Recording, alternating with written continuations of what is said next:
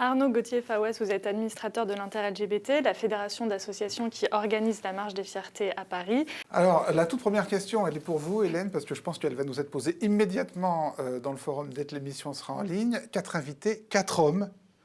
Ouais, non mais attendez, les vieux réflexes sexistes... Je ne suis pas un homme, monsieur.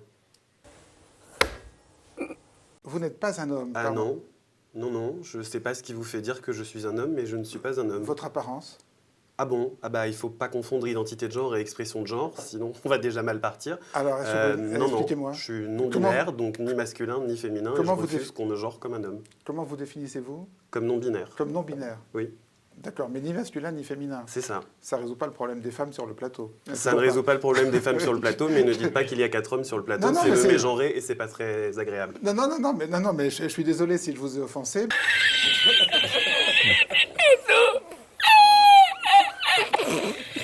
Quelqu'un veut ajouter quelque chose? Oui, bon, je voudrais aussi dire qu'il n'y a pas seulement un manque de genre féminin, de femmes sur le plateau, mais il y a aussi, on voit aussi que le plateau est très, très blanc aussi. Notre collectif Stop Popping Washing, d'ailleurs, est mené par... Il va nous dire qu'il n'est pas blanc. Bah non. C'est-à-dire? Bah non, je suis à moitié libanais. D'accord, mais...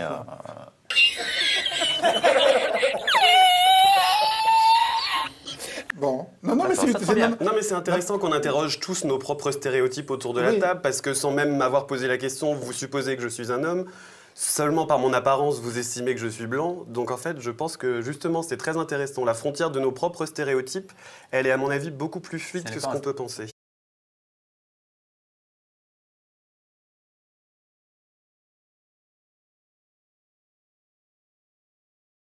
Bonjour Monsieur Poisson, vous étiez présent hier au défilé de la Manip pour tous, organisation homophobe, xénophobe et anti-féministe, qui prétend présenter comme universel un modèle de famille qui n'est plus le reflet de la diversité des foyers d'aujourd'hui.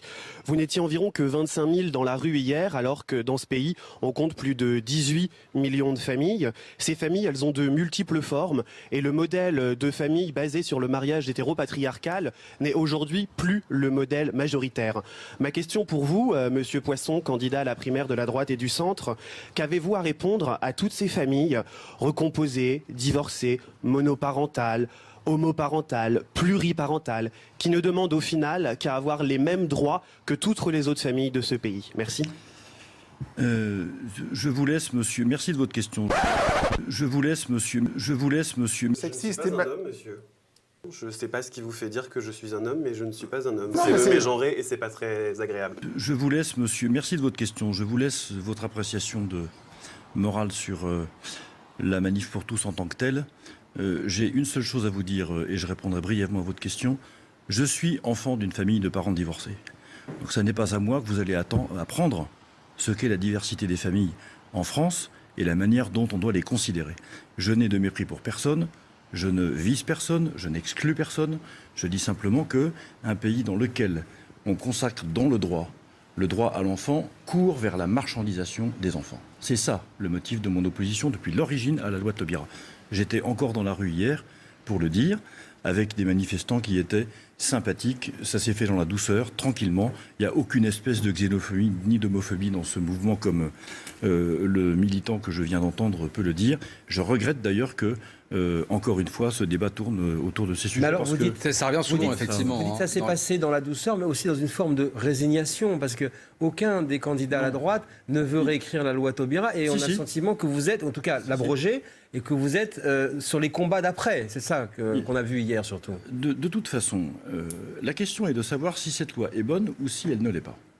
Je vous ai dit il y a quelques instants, la loi fait courir la société dans laquelle nous sommes vers la marchandisation de l'enfant. Oui, mais quand on manifeste, c'est possible pour un objectif. Pardon, monsieur Darmon, je termine. Ça, ce n'est pas bon.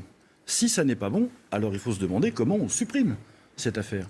Et donc, l'objectif, eh bien, écoutez, on verra bien. Pour l'instant, on est dans la revendication, dans la campagne. Une fois qu'on tiendra les leviers nécessaires, nous verrons bien comment s'y atteler. Je ne sais pas ce qui vous fait dire que je suis un homme, mais je ne suis pas un homme. C'est le mégenré et c'est pas très agréable. Je dis qu'on doit décoller et faire sauter toute la station avec une charge nucléaire. Là, on sera sûr du résultat.